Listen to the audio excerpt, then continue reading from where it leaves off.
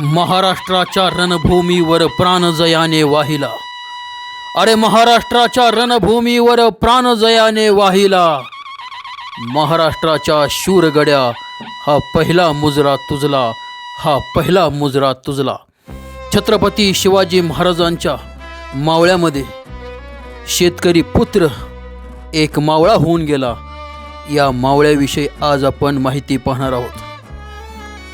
छत्रपतींच्या स्वराज्यात अनेक मावळे होऊन गेले. त्यातील अनेक योद्धे आपल्याला माहिती आहेत.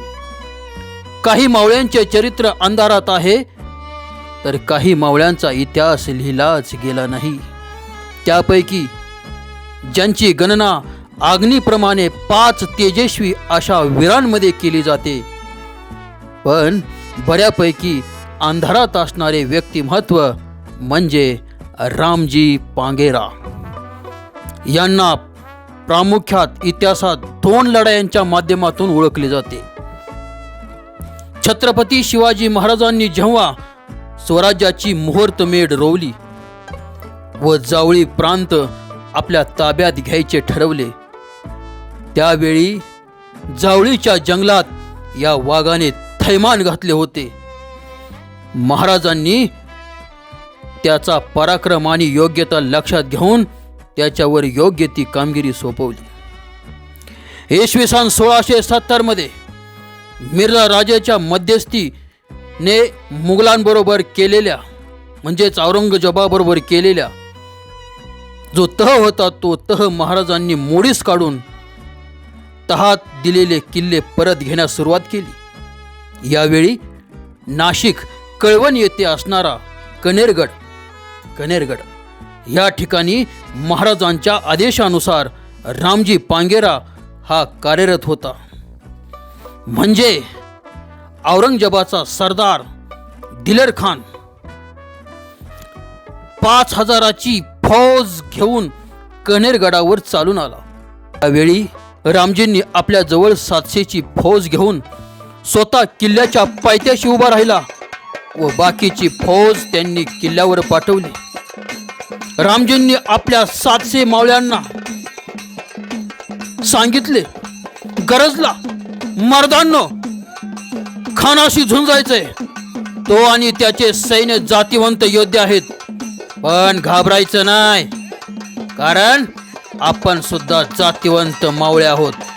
मर्दांनो, लढाल त्याला सोन्याची कडी आणि पळाल त्याला चोळी आणि बांगडी. असं बोलून त्याने आपल्या अंगामधली 12 बंदी टराटरा फाडून टाकली. डोक्याचे मुंडासे काढून फेकून दिले. उघडा बोडका होऊन 2 हातात 2 तलवारी घेऊन शत्रूच्या समोर सह्याद्री सारखा उभा राहिला. 3 तास रणकंदन माजलं होतं. हर हर महादेवच्या गर्जनेने रणभूमी गरजून निघाली. रामजींच्या डोळ्यात आग होती, हातात तलवारी नाही, विजा कडाडत होत्या, विजा. रामजी पांगेरा या मावळ्यानं 1200 मोगल सैन्य कापून काढले.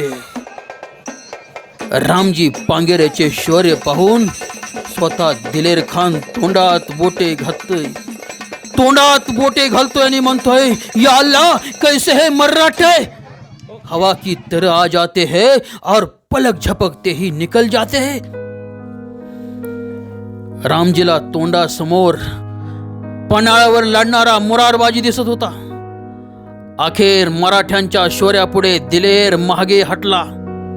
जो दिलेर ज्याने मराठ्यांना संपवण्याचा विडा उचलला होता, तोच दिलेर ज्याने मुरारबाजीला थरारती पाडले होते, तोच दिलेर ज्याच्यामुळे महाराजांना स्वराज्यातील 23 किल्ले तहात गमावे लागले होते.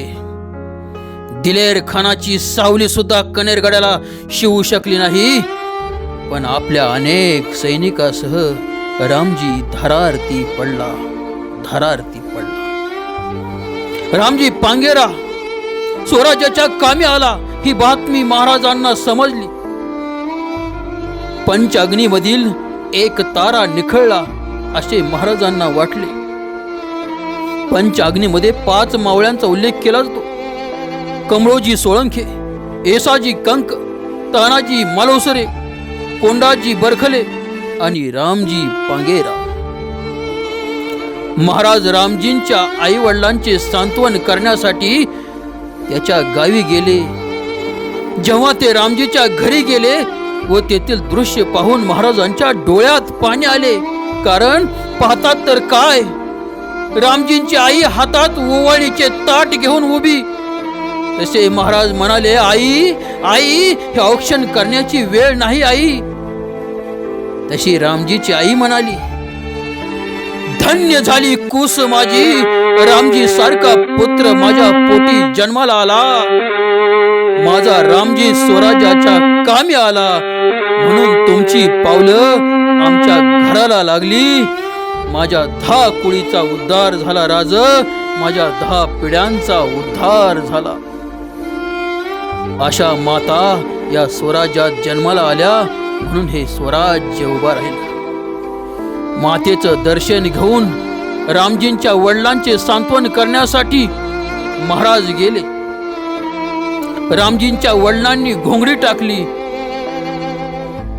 32 मनाच्या सिंहासनावर बसणारा राजा छत्रपती शिवाजी महाराज घोंगडीवरती बसलेत. वडिलांचे सांत्वन केलं, दर्शन घेतलं व मोहरांनी भरलेली थैली रामजींच्या वडिलांच्या हातात दिली.